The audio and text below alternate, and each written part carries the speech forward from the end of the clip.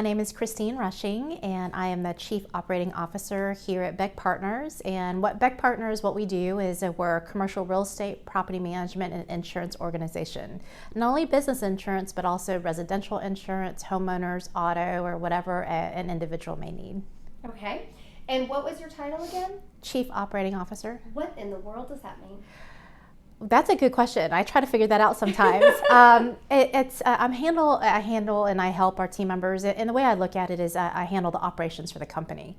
So when it comes down to the people and processes of our company for each of our divisions, and a lot of that I have learned is really helping our managers and supervisors achieve what their goals are in their roles, because one way think that the leadership may move the company, but I think it's the people within the company that moves the company. So a lot of leadership. Yes, absolutely. So knowing where you are today, going way back, not too far back, just a little back, what was your favorite subject in high school? Ooh, that is hard, because if I know now what I should know, what I should have known back then, I didn't really like school. Mm-hmm. I was more into sports. I loved sports. But when I look back, I think what really energized me was science. Loved science.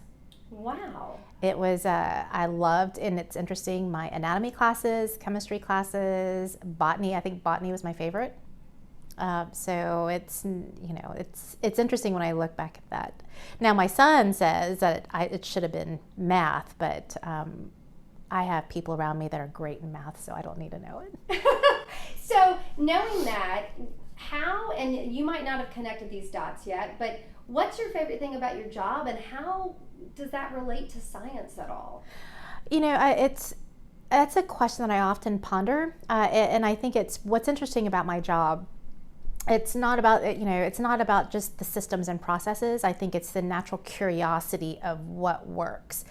I think it's a natural curiosity of what motivates people, how they think, how they communicate, what drives them. And so, and in some interesting way, I think science is related to the curiosity of how something happens, whether to create something, how to develop something, and what it's going to look like after that. So, and it's funny because I always think it's some science experiment around people. But that's, I think, one of the things in what I do. So great advice for teens is it's not always just the subject matter, but why do you like the subject matter might be the clue into what you want to do one day. Absolutely. And I really didn't figure that out. It was just a natural interest and curiosity. And actually, you just asked me the question, and to think back is I really didn't like the English. I didn't like the math was relevant, but I think it definitely is trying to dig deep and understand what it is about what you like. So now that we know that you like to do experiments and figure out people, what is your normal day like? Oh, goodness. A normal day, and right now, and I'll be very candid, we're growing. So there's not a normal day. For instance, after this interview, I have to drive out to Mobile and do some training in Mobile for a new team member that's coming on board.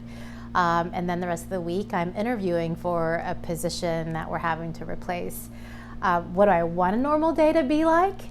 Is I think the question at hand is, I think it's being able to connect with our team members, and it's being able to have a high level overview of where our business strategy is, where we're going, what we could do today to prepare ourselves for the growth that we're looking 12 months to 24 months from now. I think is what my ideal day would look like. So my next question is about college. So obviously you don't leave college and get hired as a CEO. That's not the pathway. No. So where did you go to college? What is your degree? And do you need a degree for your career field? That's a good question. And I'm going to say that I'm not the norm in this situation. I didn't go to college. I actually, once out of high school, I went right into really the workforce, and so it was retail. And what I think that exposed me to was working with clients, and I loved helping people, and I realized that. I also I got promoted quite often, and so being promoted, I was able to get a good understanding of what happens behind the scenes, what happens from a managerial level, from an inventory stock perspective, understanding pricing margins. I've opened up several stores. So before I was 21, I actually opened up, I would probably say, 8 retail stores, was transferred down to South Florida to be able to do that, and really wasn't sure what I wanted to do from that perspective. And so I moved back to Pensacola, got involved in insurance, and realized that I loved the insurance side. It was about taking something very complex like reading contracts and making it easy for people to understand. And I had a gift to be able to do that, and I was able to help a lot of businesses and a lot of individuals make some hard decisions, and started to then expand my career on that perspective. Got certified. I have all kinds of designations behind the insurance side, so it's a roundabout route to try to figure out what I wanted to do. But that really opened the doors to where I am now, because it's a combination of being able to read contracts, being able to understand the business side from my exposure to retail, a lot of the volunteering efforts that I've had to be able to lead volunteers, because volunteers don't have to follow you. They do it because they want to. And so I think it's a little bit of everything in my past that's led me to where I am right now. So have there been, just as, because I did not know you didn't go to college, that's amazing. Were there ever any doors ever closed in your face because you didn't have a college degree? It's that is a really cool question, and I'm going to be very, I guess, introspective to my answer on that. There are a lot of obstacles, I think, growing up, whether or not it's, lack of experience, whether or not it's a college degree, whether or not it's I'm a female, whether or not it's I'm a minority. Mm-hmm. And I think in what has helped me get to where I am is focus on what I really wanted to do, work ethic, to be able to work harder than everyone around me. I took it upon myself to learn what I wanted to learn and what I needed to learn. I didn't rely on anybody to feed me that information. So just because I didn't go to college doesn't mean that I wasn't educated. I took it upon myself to read what I needed to do. I have actually, licenses in insurance. So that was something that, allowed me to kind of venture into that career a little bit more. But even today, I'm constantly reading, and I expose myself. I have mentors. I expose myself to being surrounded by the right people, and I think it's, for me, I've took it upon myself to create the path rather than expect that path to be created for me.